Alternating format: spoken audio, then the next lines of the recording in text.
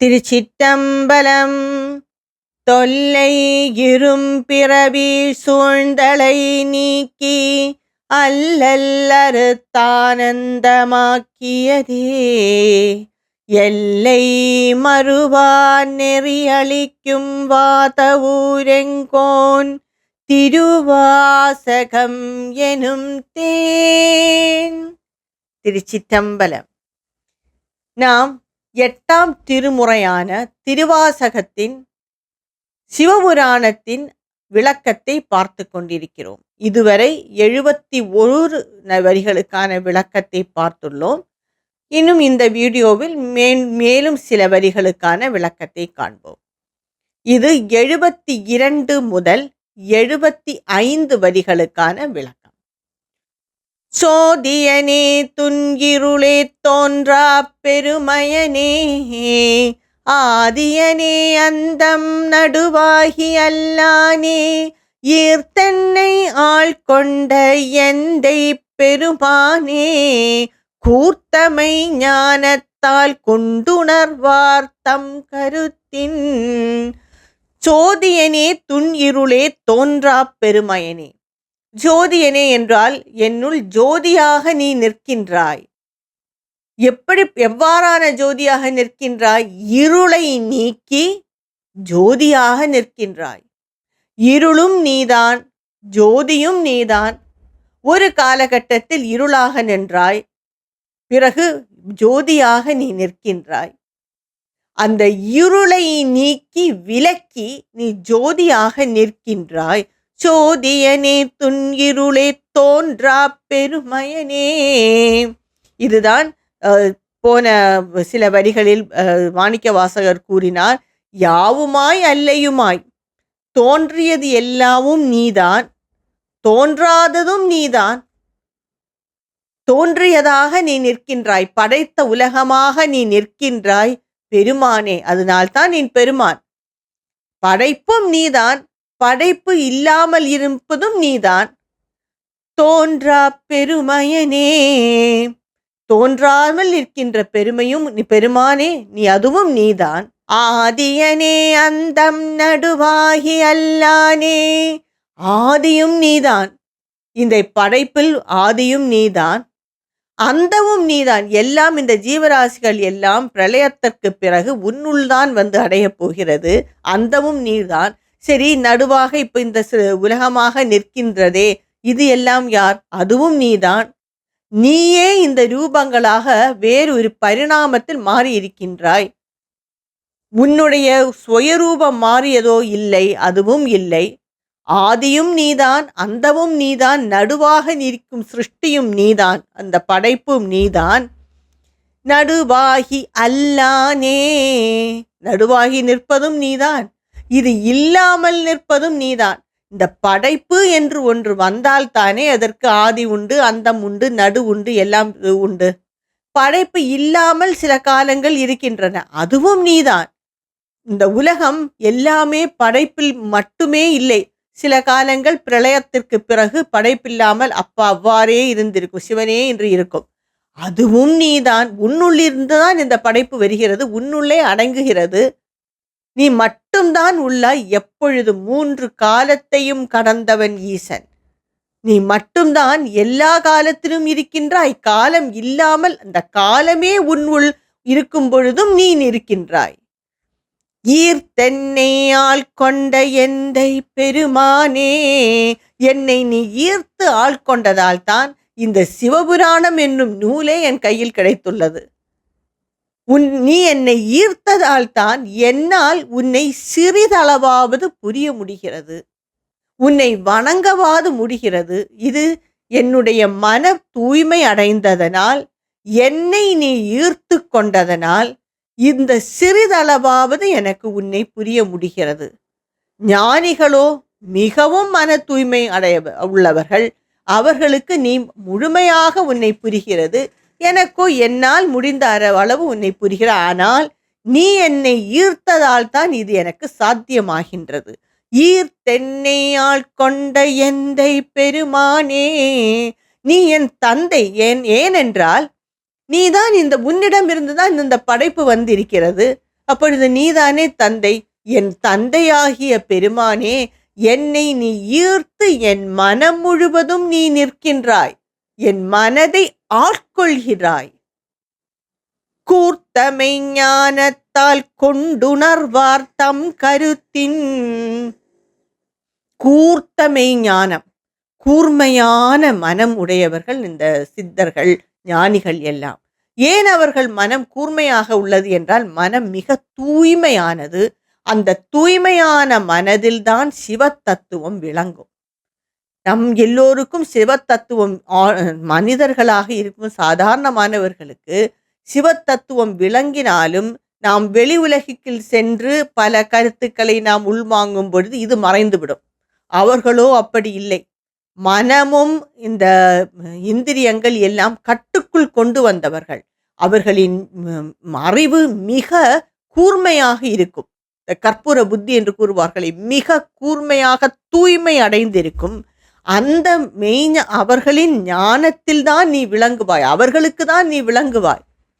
கூர்த்தமை ஞானத்தால் கொண்டுணர்வார், அவர்கள் உணர்ந்த அந்த ஞானிகளும் சித்தர்களுக்கும் மனதில் தெளிந்தவன் நீ. அவர்கள் உன்னை உணர்ந்துள்ளார்கள். அந்த ஞானிகள் எவ்வாறு உன்னை உணர்ந்துள்ளார்கள்? சிந்தித்து சிந்தித்து சிந்தித்து உன்னை உணர்ந்துள்ளார்கள். அவர்களும் சட்டென்று உன்னை உணரவில்லை. மிகவும் சிந்தித்து சிந்தித்து அவர்களின் தியானத்தில் நீ உன்னை சிந்தித்து சிந்தித்து சிந்தித்து உன்னை உணர்ந்துள்ளார்கள். அவர்களின் கருத்தில் நீ நிற்கின்றாய், அவர்களின் மனதில் நீ நிற்கின்றாய். என்றால் அவர்களுக்குத்தான் நீ தெளிவாக உன்னை புரிய முடியும். உன்னை நீ வெளிப்படுத்துகிறாய். தம் கருத்தின், அவர்களின் கருத்துப்படி அவர்கள் உணர்ந்துள்ளார்கள். நீ எல்லோருக்கும் விளங்குகிறாய். ஆனால் அந்த ஞானிகள் அவர்களின் கூர்மையான அறிவால் உன்னை உணர்ந்து நீ அவர்களின் கருத்தில் நிலையாக நிற்கின்றாய் என்று கூறுகிறார் மாணிக்கவாசக பெருமான். இனி 76 முதல் 79 வரிகளுக்கான விளக்கம். நோக்கரிய நோக்கே நுணுக்கரிய நுண் உணர்வே, போக்கும் வரவும் புணர்வுமிலா புண்ணியனே, காக்கும் என் காவலனே காண்பறிய பேரொளியே, ஆற்றின்ப வெள்ளமே அத்தாமிக்காய் நின்ற. நோக்கரிய நோக்கே நுணுக்கரிய நுண் உணர்வே. நோக்கரிய நோக்கே என்றால் நீ எல்லா இடமும் தான் நிற்கின்றாய். ஆனால் யாருக்கு உன்னை காண முடியும்? ஏனென்றால் நாம் காண்பது எல்லாம் புறக்கண்ணால் உள்ளது. எல்லாம் நாம் காண்கின்றோம். உன்னையோ அகக்கண்ணால் தான் காண முடியும். நீ எல்லா இடமும் நிறைந்திருந்தாலும் ஈசனே அகக்கண்ணால் தான் உன்னை காண முடியும். அதனால் உன்னை காண்பது மிகவும் அரிது. நோக்கரிய நோக்கே, உன்னை காண்பது மிகவும் அரிது. நுணுக்கரிய நுண் உணர்வே, நீ எவ்வாறு நிற்கின்றாய்? மிகவும் சூக்ஷ்மமாக அகக்கண்ணில் மட்டும் புலப்படுவதாக நிற்கின்றாய். அதுதான் நுணுக்கமானது. இந்த நுணுக்கம் என்பதற்கு என்ன என்றால், அதை மீண்டும் அதை பிரிக்க முடியாது. ஆங்கிலத்தில் கொஞ்ச நாள் முன்னாடி கூறினார்களே, காட் பார்ட்டிகளை கண்டுபிடித்து விட்டேன் என்று. அதற்கு மேல் உன்னை பிளவுபடுத்த முடியாது. அதுதான் நுணுக்கமானது, சூக்ஷ்மமானது, இருப்பதே தெரியாதது. ஆனால் ஆழ்ந்து சிந்தித்தால் எங்கும் நீ நிறைந்திருப்பதை மிக தெளிவாக உணர முடியும். அதற்கு தான் கூர்த்த மெய்ஞானம் வேண்டும் என்று கூறுகிறார்கள். போக்கும் வரவும் புணர்வுமிலா புண்ணியனே, நீ எல்லா இடமும் நிற்கின்றாய், ஆல் பர்வேடிங். அப்பொழுது எங்கு நீ போகவும் முடியாது, வரவும் முடியாது. எனக்கெல்லாம் எல்லா இடமும் போகவும் முடியும், வரவும் முடியும். ஏனென்றால் என்னை சுற்றி வெறும் வெத்தாகத்தான் இருக்கின்றது. எனக்கு என்று ஒரு வரம்பரை இருக்கிறது. ஆனால் நான் ஒரு இடத்தில் நிற்கின்றேன். எனக்கு போக முடியும், வர முடியும், நிற்க முடியும். ஆனால் ஈசனுக்கோ போகவோ வரவோ நிற்க முடியாது. ஏனென்றால் அவர் எங்குமே நிறைந்திருக்கிறார். அவர் இல்லாத இடமே இல்லை. வேறு எங்கு போவார்? எல்லா இடமும் நிறைந்திருக்கிறான். என் அகமும் நிறைந்திருக்கிறான், என் புறமும் நிறைந்திருக்கிறான்.